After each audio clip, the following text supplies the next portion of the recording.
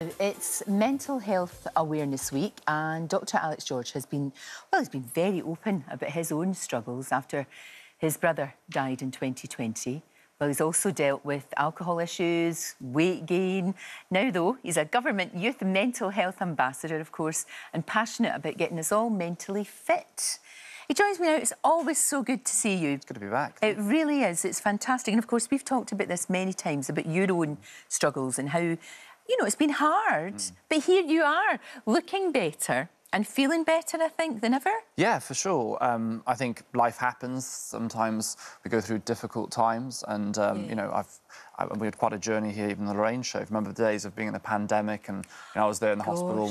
I remember. We were talking from, you know, distance with all this COVID stuff. Yeah. And, you know, that was a difficult time. And, of course, you know, with my brother passing, you know, hard times do come. And I think dealing with those things, it can be tough. And, you know, a few years ago, I put on, you know, a lot of weight because I was kind of dealing with grief by eating.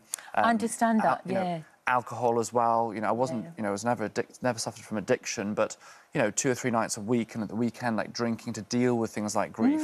And you quickly find yourself in a difficult spot. You know, I was over 20 stone in weight.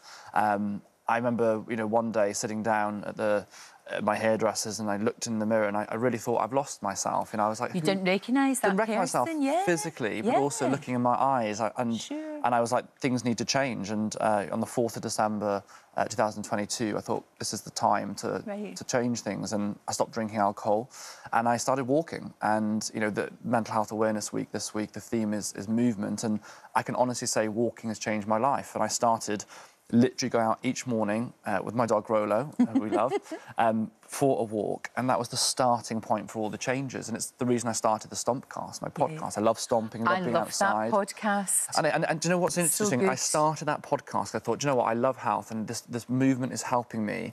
Let's create a podcast to help people. But what I didn't realise is how much it would help myself. Selfishly, that Stompcast has changed my life, and I've probably benefited more than anyone because I learned about ADHD. Is the reason I was diagnosed with the ADHD. I learned about, you know, alcohol and the benefits of stopping, how amazing alcohol-free life is. Got back into exercise, and it's the reason that, plus my love of running and things now, that I've lost 7 stone-ish, 6, 7 stone in weight. Wow! I'm pretty fit. I'm running the Hackney Half on the weekend. Oh, well done. And that's a long way. If you think back, you know, that's, you know, what is that, about 2 years ago?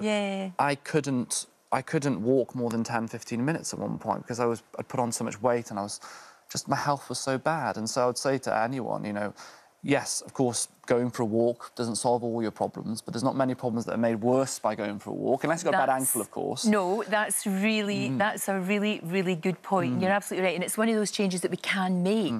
And, of course, you know, with your brother dying the way that he did, you know, taking his own life, you know exactly what it's like. You know how to... that sort of grief, how it can affect you, the family, everyone. And is that kind of part of what drives you to help other people? Because, you know, you've been doing such brilliant work as an ambassador, especially for young people. Well, I'm trying. I think grief is an energy, like, you know, joy and happiness and sadness. They're all forms of energy, and you need to do something with that. And the thing about grief is a very powerful energy, and if you allow it, it can destroy you, actually.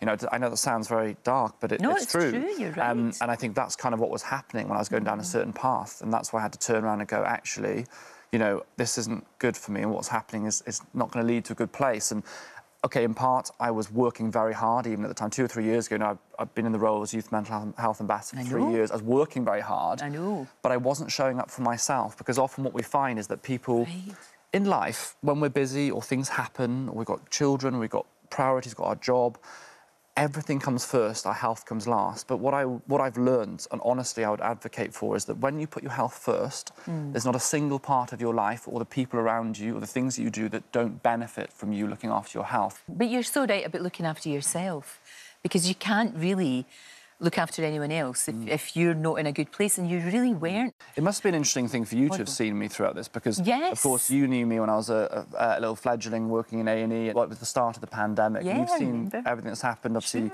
I was supposed to come on the Lorraine show, I think, the day or after that my brother passed away, and obviously we had to... Well, I had to let you guys know that, unfortunately, I wouldn't be coming on the show. It's awful. And you've seen the arc of a lot of things that have happened. So I guess you've seen the challenges.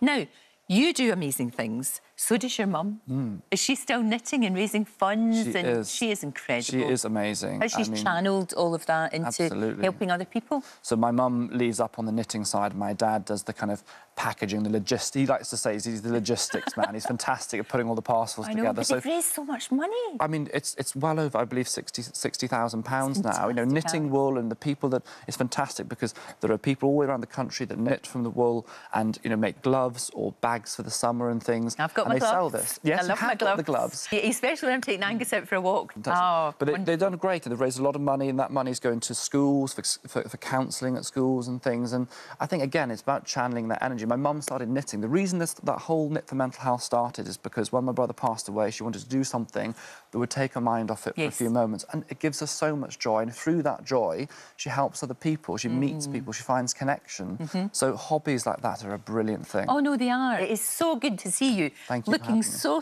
well. And, of course, continuing the amazing work that you do. I might not look so well at the end of the Hackney Half on the weekend, though. You'll I'll be do my best. fine. You'll be fine. Shall we go for a walk now? Let's do it. Will we get our doggies and go for a walk? I think that would be lovely. Let's do that. Great to see you.